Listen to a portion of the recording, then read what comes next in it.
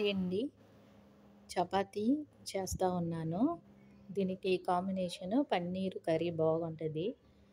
చపాతీ వచ్చేసి పెనుములో వేసుకొని ఇట్లా కాల్చుకుంటా ఉన్నాను. పన్నీరు తీసుకొని వచ్చినాను. పన్నీర్ వచ్చేసి కవర్లో ఉన్నింది కట్ చేసుకొనేసి కొంచెం నీళ్ళల్లో వాష్ చేసుకోవాలి.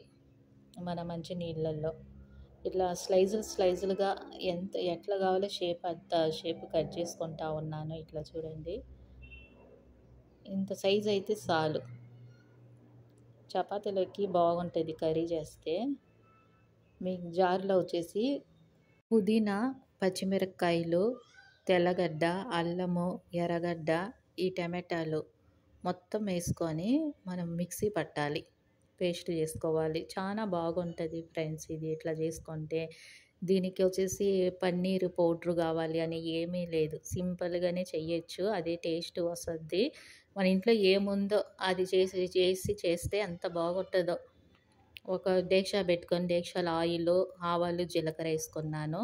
అది బాగా కొంచెం ఫ్రై అవ్వాలి, పచ్చిగా ఉండకూడదు, బాగా నూనెలోనే ఫ్రై అవ్వాలి. ఈ ఆనియన్ ఉంది కదా, స్లైజులుగా కట్ చేసి ఇట్లా వేసుకుంటా ఉన్నాను.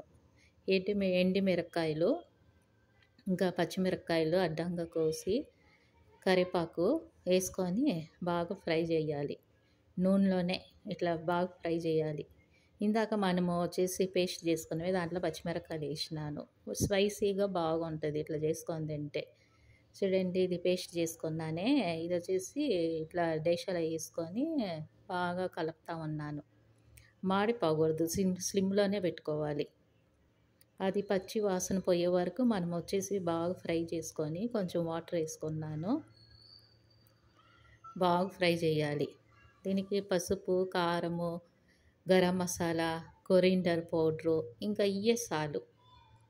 ఇట్లా బాగా కలిపి